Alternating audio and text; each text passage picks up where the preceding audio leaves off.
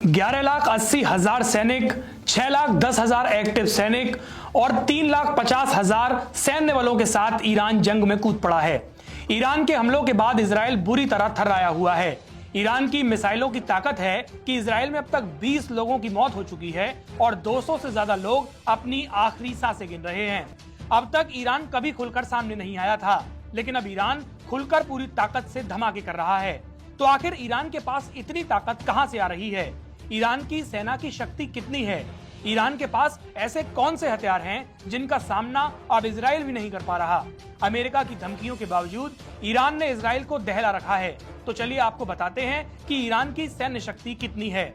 The times of Israel की report के अनुसार इन मिसाइलों ने तेल अवीव, बैटियाम और उत्तरी शहर तमरा पर हमला किया, जिससे भारी तबाही हुई। अकेले बैटियाम में तो 20 लोगों की तलाश जारी है, जिनका अभी तक पता ही नहीं चला।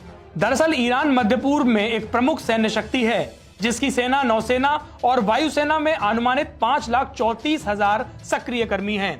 ऑनलाइन सैन्य रैंकिंग वेबसाइट के मुताबिक 136 देशों में ईरान का दुनिया में 13वां स्थान है। उनकी सूची 50वें अधिक कारकों से आधारित है, जिसमें गैर परमाणु बमों, जनशक्ति, भूगोल और वित्त में युद्ध निर्माण क्षमता शामिल है। अन्य क्षेत्रीय शक्तियों की तुलना में तुर्की 9वें स्थान पर, मिस्र 12वें, इजराइल 16वें और सऊदी अरब 26वें स्थान पर है। 1980 और 88 के ईरान इराक युद्ध में लंबे समय तक ईरान की जनता के भरपूर समर्थन से ईरान युद्ध में टिका रहा। ईरान का रक्षा बजट $16 बिलियन है। आइए अब आपको ईरानी फोर्स की ताकत के बारे में बताते हैं। ईरान की सैन्य संरचना की सबसे खास बात है उसकी कमान प्रणाली। ये कोई पारंपरिक सेना नहीं है। ईरान ने अपने सशस्त्र बलों को 2 धड़ों में बांटा है। पहला है आर्टिस यानी पारंपरिक राष्ट्रीय बल और दूसरा इस्लामिक रिवॉल्यूशनरी गार्ड्स कॉर्प्स यानी IRGC। आर्टिस की जिम्मेदारी है देश की सीमाओं की रक्षा और पारंपरिक युद्ध क्षमताओं का संचालन। इसमें थल सेना, नौसेना और वायुसेना शामिल है। करीब 3,50,000 सैनिकों वाली ये फोर्स ईरान की भौगोलिक अखंडता की रक्षा करती है, लेकिन असली ताकत IRGC के पास है। आइए आपको बताते हैं कि IRGC क्या है। IRGC यानी इस्लामिक क्रांति की रक्षा करने वाली विशेष सैन्य इकाई। IRGC के पास अपनी जमीनी सेना है। ये एक स्वतंत्र नौसेना यूनिट, एयरोस्पेस डिवीजन और स्पेशल ऑपरेशंस यूनिट भी है। IRGC ईरान की नागरिक सरकार को रिपोर्ट नहीं करता। ये सीधे आयतुल्लाह अली खामनेई के नियंत्रण में है। यही बात इसे ईरान की राजनीतिक शक्ति का असली केंद्र बनाती है। यहीं पर एक और नाम सामने आता है और ये नाम है बासिज बल का।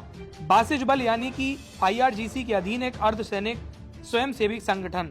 इसकी पहुंच सिर्फ सैन्य अड्डों तक नहीं है, बल्कि ये मोहल्लों, विश्वविद्यालयों और कार्यस्थलों तक फैला हुआ है। ये बल ईरान की सुरक्षा को सामाजिक स्तर तक विस्तारित करता है। अगर ईरान की फोर्स की बात की जाए तो ईरान में 11,80,000 सैनिक हैं, 6,10,000 एक्टिव सैनिक हैं, 3,50,000 रिजर्व सैनिक बल हैं, 2,20,000 पैरामिलिट्री के सैनिक हैं और 42,000 की वायुसेना है। अगर कुल थल सेना की बात करें तो ये सेना 3,50,000 हो जाती है। वहीं नौसैनिकों की बात करें तो ईरान में 18,500 नौसैनिक हैं। ईरान के पास 1996 टैंक, 65,765 सैन्य वाहन, 551 aircraft reserve, 358 active aircraft, 186 fighter jets, 86 transport विमान, 102 trainers aircraft, 129 helicopter, 13 attack helicopter, 580 self propelled artillery और 775 मल्टी लॉन्चर रॉकेट सिस्टम है। इसके अलावा ईरान के पास 101 नौसैनिक एसेट्स, 19 सबमरीन और 21 पेट्रोल वेसल हैं। अंतर्राष्ट्रीय प्रतिबंधों के बीच ईरान ने वो कर दिखाया था जिसकी उम्मीद शायद दुनिया को नहीं थी। तेहरान ने पश्चिमी हथियार बाजारों से कटे होने के बावजूद अपनी घरेलू सैन्य क्षमताओं को लगातार मजबूत किया और आज ईरान स्वदेशी सैन्य उद्योग में पश्चिम एशिया में लगातार तेजी से उभर रहा है। ईरान की सबसे बड़ी ताकत है उसका मिसाइल शस्त्रागार। यहाँ शाहब मिसाइल फैमिली, इमाद और खुर्रम शहर जैसी मध्यम दूरी की बैलिस्टिक मिसाइलें देश की रक्षा को एक नई परिभाषा दे रही हैं।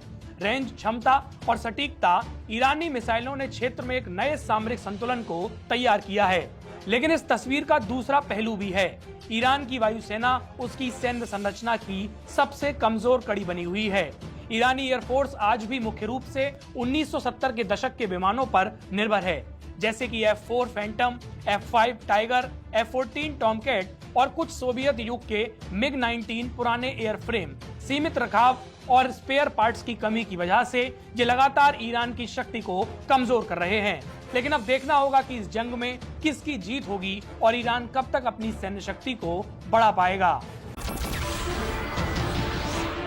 नमस्कार, मैं हूं मानक गुप्ता।